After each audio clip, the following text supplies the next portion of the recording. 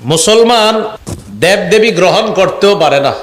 অন্য ধর্মের মানুষ যদি দেবদেবী উপাসনা করে এটা তাদের ধর্মীয় ব্যাপার, কিন্তু সেই ধর্মীয় ব্যাপারকে কোনো মুসলমান সেখানে অংশগ্রহণ করে তাদের সাথে একাত্মতা পোষণ করা যাবে না এবং তাদেরকে শুভেচ্ছাও জানানো যাবে না। অন্য ধর্মের ধর্মীয় কোনো বিষয়কে শুভেচ্ছা জানানো মানে তাদেরকে সমর্থন করা। ব্যাখ্যা সাপেক্ষেও জানানো যাবে না, কোনোভাবেই জানানো যাবে না, জানানোর পর কোনো ব্যাখ্যা দাঁড় করানো যাবে না। হারাম হারাম, এটা কিন্তু ব্যাখ্যা নাই। কোনো মুসলমান ইসলাম ধর্মে যারা বিশ্বাসী তাদের জন্য দেবদেবী বর্জনীয়। ইসলাম ধর্মে যারা বিশ্বাসী তাদের জন্য দেবদেবী বর্জনীয়।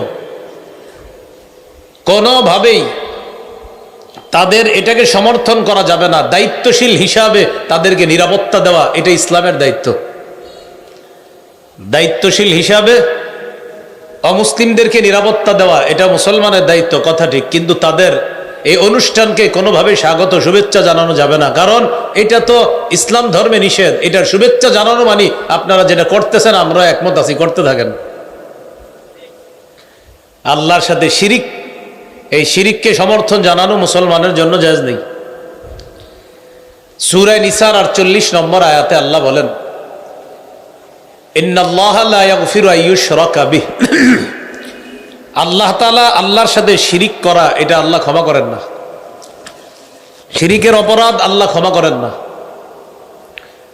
সূরা মাঈদার 72 নম্বর আয়াতে আল্লাহ বলেন, ইন্নাহু মাইয়ুশরিক বিল্লাহ ফাকাদ হারামাল্লাহু আলাইহিল জান্নাহ, যে ব্যক্তি আল্লাহর সাথে শিরিক করে আল্লাহ তার জন্য জান্নাত হারাম করে দেয়, ওয়া মাওয়াহুন নার, তার ঠিকানা জাহান্নাম। সূরা জুমারের 65 নম্বর আয়াতে আল্লাহ বলেন, লা ইন আশরাকতা লা ইয়াহবাতান্না আমালুকা, তুমি যদি শিরিক করো অবশ্যই অবশ্যই তোমার আমল বরবাদ হয়ে যাবে। তাহলে আয়াতে 4টা নিষিদ্ধের একটা হলো মদ বর্জনীয়, নিষিদ্ধ। 2 নম্বর জুয়া বর্জনীয়, নিষিদ্ধ। 3 নম্বর দেবদেবী মুসলমানদের জন্য নিষিদ্ধ। সহিহ বুখারীর বর্ণনা 4920 নম্বর হাদিস। এই পৃথিবীতে সর্বপ্রথম শিরিক শুরু হলো কিভাবে? পৃথিবীতে 5 জন আল্লাহর ওলি ছিলেন। একজনের নাম অদ্দুন, আরেকজনের নাম সুয়াউন, আরেকজনের নাম ইয়াগুস, আরেকজনের নাম ইয়াউক, আরেকজনের নাম নাসরুন। এই 5 জন আল্লাহর ওলি ছিলেন দুনিয়াতে। পবিত্র কোরআনে এই 5 জনের নাম আছে 29 নম্বর পারার 12 নম্বর পৃষ্ঠা সূরা নূহের মধ্যেই 5টি নাম পাওয়া যাবে। তবে কোরআনে এই 5 নাম আলোচনা করা হয়েছে মূর্তি হিসাবে। বলেন কি হিসাবে? মূর্তি হিসাবে। আপনারা আমার এতটুকু আলোচনা শুনে থাকলে বলেন তো, যে 5টা নাম কোরআনে মূর্তি হিসাবে আসছে আসলে এই 5 নাম ছিল কাদের? আল্লাহর ওলিদের। হ্যাঁ, দুনিয়াতে এই 5 জন আল্লাহর ওলি তারা ইবাদত বন্দিগি করতেন, তাদের অনুসারীরা তাদের দেখা দেখি ইবাদত বন্দিগি করত। তাদেরকে কেন্দ্র করে মাশাআল্লাহ ইবাদত বন্দিগিতে মুসলমানদের আগ্রহ জন্মাইত। যেমন প্রতি মাসে কুমিল্লা আল্লামা মুফতি মুশতাকুন নবী কাসিমি দামাত বরকাতুহুমের কাছে আপনারা যান দলে দলে। কেন? সেখানে গেলে নতুন নতুন অনেক তথ্য জানেন, কথা জানেন, জানার পর ইবাদতে নতুন করে আবার আগ্রহ তৈরি হয়, আবার নতুন করে স্বাদ পাওয়া যায়। বিগত 1 মাস চার্জ নষ্ট হয়ে যায়, পরে 1 মাস পরে আবার গিয়ে সেখানে চার্জ দিয়ে আসেন। কেন? যে সেখানে গেলে এমন কিছু কথা পাওয়া যায় যে কথায় ইবাদতের স্বাদ তৈরি হয়, আগ্রহ তৈরি হয়, ইবাদতের মজা কিভাবে তৈরি হয় এই কথাগুলা জানা যায়। এটা হযরত সহ আল্লাহওয়ালা বুজুর্গ যারা আছে তাদের কাছে গেলেই এই সমস্ত অভিজ্ঞতা, যে আল্লাহওয়ালা বুজুর্গদের কাছে যাবেন, আগে ইবাদত করতেন, যে স্বাদ পাবেন তাদের কাছে যাওয়ার পর, তাদের সবক নেওয়ার পর, তাদের সান্নিধ্য অর্জন করার পর আপনার ইবাদতে মজা আরো বাড়বে। কারণ তারা এমন কিছু বিষয় আপনাকে জানাবে, ইবাদত কিভাবে সুন্দর করা যায় এই বিষয়গুলা শিখিয়ে দেয়। তাহলে এই 5 আল্লাহর ওলির অনুসারী ছিল। 5 আল্লাহর ওলি মারা গেছে। ওয়াদ্দুন মারা গেছে, সুয়াউন মারা গেছে, ইয়াগুস মারা গেছে, ইয়াউক মারা গেছে, নাসরুন মারা গেছে। পাঁচ আল্লাহর ওলি মারা যাওয়ার পর তাদের অনুসারী যারা আছে তারা ইবাদতে আগের মতো মজা পায় না। ইবলিস তাদের সামনে মানুষের রূপ ধারণ করে আসছে। মানুষের রূপ ধারণ করে এসে ইবলিস তাদেরকে বলল, তোমাদের মন খারাপ কেন? তারা জবাব দিল, আল্লাহর ওলিরা যখন দুনিয়াতে ছিল ইবাদতে মজা পাইতাম, তাদের সবক নিয়ে ইবাদত সুন্দরভাবে করতে পারতাম, এখন আর আগের মতো মজা পাই না। ইবলিস তাদেরকে বলল, আমি তোমাদেরকে একটা বুদ্ধি দিতে পারি ইবাদতে মজা পাওয়ার। কি বুদ্ধি? আনিনসিবু ইলা মাজালিসিহিমুল্লাতী কানু ইয়াজলিসুনা আলাইহা আনসাবা। এই পাঁচ আল্লাহর ওলি দুনিয়াতে যেখানে যেখানে বসতো, তাদের বৈঠকখানায় তাদের 5টা প্রতিমূর্তি তোমরা বসায়া দাও। কয়টা? কিভাবে পারবো? ইবলিস তাদেরকে বলল, আমি ব্যবস্থা করে দিতেছি, টেনশন করো না। ইবলিস তখন এই পাঁচ আল্লাহর ওলির 5টা প্রতিমূর্তি তৈরি করে দিস। এই 5টা প্রতিমূর্তি দেখতে ওই 5 জন আল্লাহর ওলির মতো।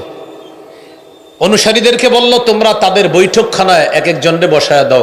ওয়াদ্দুন নামক আল্লাহর ওলি যেখানে ইবাদত করতেন সেখানে তার প্রতিমূর্তিটা বসায়া দাও। সুয়াউন নামক আল্লাহর ওলি যেখানে ইবাদত করত তার প্রতিমূর্তি বসায়া দাও। ইয়াগুস, ইয়াউক, নাসরুন এই আল্লাহর ওলিরা যে যেখানে ইবাদত করত তাদের ওই বৈঠকখানায় প্রতিমূর্তিটা বসায়া দাও। তাহলে এবার আপনারা আলোচনা শুনে থাকলে বলেন, 5 আল্লাহর ওলির যেখানে ইবাদত করত তাদের বৈঠকখানায় কি স্থাপন করা হলো? মূর্তি। মাশাআল্লাহ। মূর্তি স্থাপন করার পর অনুসারীরা ইবাদত আবার মজা পায়, আল্লাহর ইবাদতই করে মজা পায়। কেন? এই যে আমাদের আল্লাহর ওলিরা আছে মাশাআল্লাহ, তারা না থাকলেও তাদের প্রতিমূর্তি আছে, কিন্তু তখনও মূর্তির ইবাদত করে না, আল্লাহরই ইবাদত করে, কিন্তু মজা পায়। কেন? এই যে ওলিরা আছে এরকম।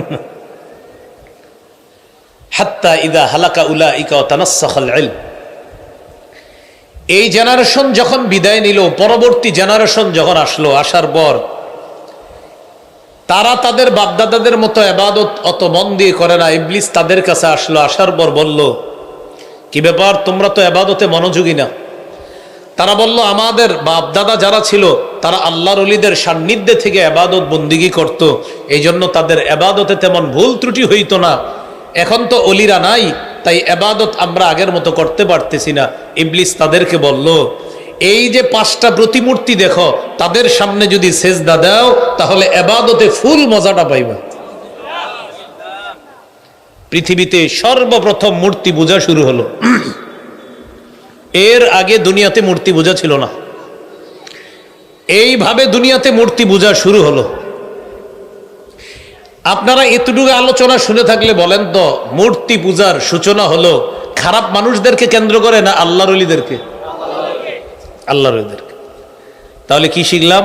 5 জন আল্লাহর ওলি অনুসারীদের আবেগকে কাজে লাগিয়ে ইবলিস তাদের মাধ্যমে মূর্তি পূজার সূচনা করলো।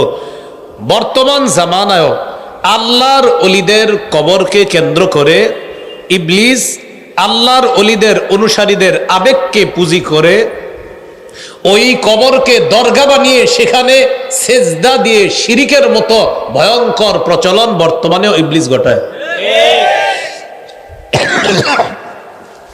তাহলে বলেন তো, মূর্তি পূজা এটার সূচনা হলো কিভাবে? আল্লাহর ওলিদেরকে কেন্দ্র করে। বর্তমানে যারা আল্লাহর ওলিদের কবর মাজারে গিয়ে সেজদা দেয়, সেখানেও আপনি দেখবেন আবেগকে কাজে লাগায় সেজদা দিয়ে, এটার নাম দিবে তাজিমি সেজদা। আমি কিন্তু বলছি না কেউ দেন, এই কথা তারাই গায়ে নিবে যারা কবরকে সেজদা করে। আর কবর সেজদা করা শিরিক, হারাম। এটা আল্লাহর সাথে শিরিক করা হয়, তার সব কিছু বরবাদ হয়ে যাবে। যদি এই অবস্থায় মারা যায়, তার ঠিকানা জাহান্নাম, কোনো সন্দেহ নেই।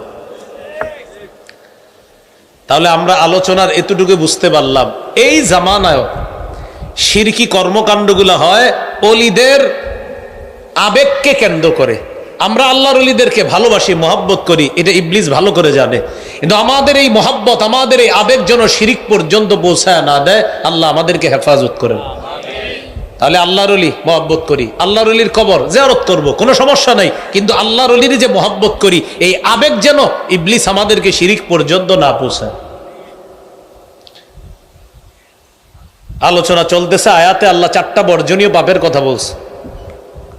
3 নাম্বার ওয়াল আনসাব, দেবদেবী। দেবদেবী করণীয়, গ্রহণীয় না বর্জনীয়? মুসলমানের জন্য বর্জনীয়, এটা গ্রহণ করা পাপ।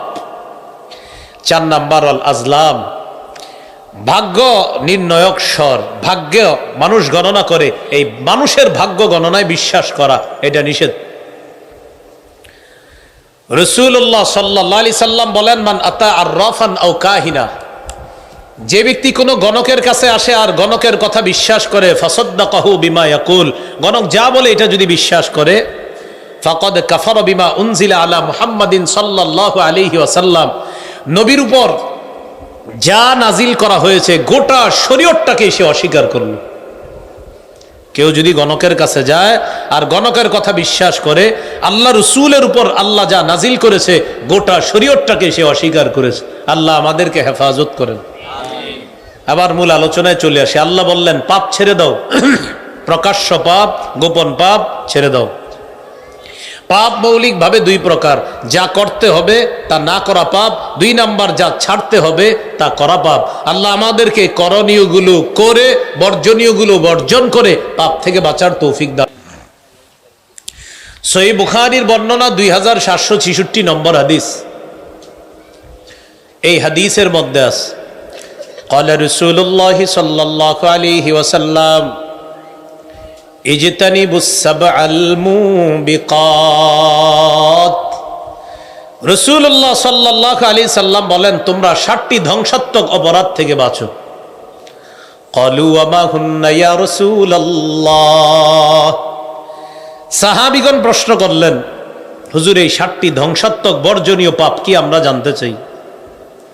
রাসূলুল্লাহ সাল্লাল্লাহু আলাইহি সাল্লাম বললেন, 1 নাম্বার শিরকু বিল্লাহ, আল্লাহর সাথে শিরিক করা, এটা হলো বর্জনীয় পাপ। শিরিক এটা বর্জনীয় পাপ, এটা করা যাবে না। এখানে একটা কথা মনে রাখা, শিরিক দ্বারা উদ্দেশ্য শিরকি কথা বলা যাবে না, শিরকি কর্ম করা যাবে না, শিরকি আকীদা গ্রহণ করা যাবে না। 2 নাম্বার ওয়াসসিহরু, সিহরুন শব্দের অর্থ জাদু। জাদু এটা ধ্বংসাত্মক পাপ, এটা বর্জনীয় পাপ। আপনাদের কোনো শত্রুকেও কখনো জাদু করবেন না, কুফুর করবেন না, শত্রুকেও। আপনারা দোয়া করতে থাকেন। গলায় একটা পোকা ঢুকছে, পোকা শুরুতে আলহামদুলিল্লাহ বলার সাথে সাথে পোকা ঢুকছে, ওটা এখনো গলায় রয়ে গেছে। তো রাসূলুল্লাহ সাল্লাল্লাহু আলাইহি সাল্লাম বলেন, 1 নাম্বার শিরিক করা, এটা পাপ, এটা বর্জনীয় পাপ। 2 নাম্বার ওয়াসসিহরু, জাদু করা, জাদু করা এটা বর্জনীয় পাপ, এটা শত্রুকেও জাদু করবেন না। 3 নাম্বার ওয়াকাতলুন নাফসিল্লাতী হারামাল্লাহু ইল্লা বিল হক, অন্যায় ভাবে কাউকে হত্যা করা। আমাদের বাংলাদেশে হত্যা করা এখন হাস্যকর বিষয় হয়ে গেছে। একজন আরেকজনকে হত্যা করে 50 জন ভিডিও করে। 50 জন কেন ভিডিও করে? তার ভিডিওটা ছাড়লে অনেক মানুষ দেখবে এবং সে পরিচিত একজন ব্যক্তি হয়ে যাবে, এই নিয়তে ভিডিও করে।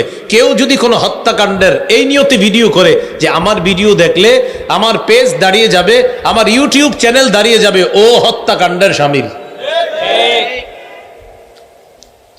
50 জন ভিডিও করে, একজন আরেকজনকে মারে। যদি বলেন ভাই চলেন ধরি, কয় হ্যাঁ মরলে আমার কি? আরে ধরি চলেন না, কয় হ্যাঁ মারলে আমার কি, মরলে আমার কি, ওটা মরলে আমার কি, এটা মারলে আমার কি।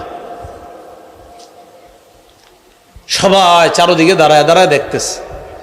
অথচ রাসূলুল্লাহ সাল্লাল্লাহু আলাইহি সাল্লাম বলেন, মান কাতালা উসফুরান আবাসা আজ্জা ইলাল্লাহি ইয়াউমাল কিয়ামাহ, কোন ব্যক্তি যদি দুনিয়াতে অন্যায়ভাবে একটা চড়ুই পাখিকেও হত্যা করে, এই চড়ুই পাখি অন্যায়ভাবে হত্যা করার কারণে কিয়ামতের ময়দানে আল্লাহর কাছে নালিশ করবে, মামলা করবে।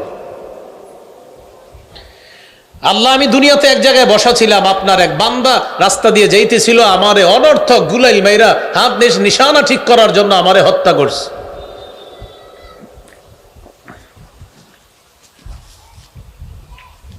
ইন্না ফুলানান কতালানি আবাসা, অমুকে আমাকে অনর্থক হত্যা করেছে, ওয়ালাম ইয়াকতুলনি লিমানফা, কোনো উপকারে আমাকে হত্যা করে নাই। আল্লাহ, আপনার বান্দা যদি বিসমিল্লাহ বলে জবাই করে আমাকে খেয়ে ফেলতো, আমার কোনো আফসোস ছিল না, কিন্তু সে আমাকে অনর্থক হত্যা করেছে, আমি এটার বিচার চাই। চড়ুই পাখি যদি আল্লাহর কাছে বিচার চায়, তো মানুষ হত্যার কি অবস্থা হবে? যে ব্যক্তি অন্যায়ভাবে কোনো মানুষকে হত্যা করে, কিয়ামতের ময়দানে নিহত ব্যক্তি হত্যাকারীর হাত ধরে আল্লাহর কাছে নিয়ে যাবে, নিয়ে গিয়ে বলবে, আল্লাহ, এই লোক আমাকে হত্যা করেছে, আমি বিচার চাই।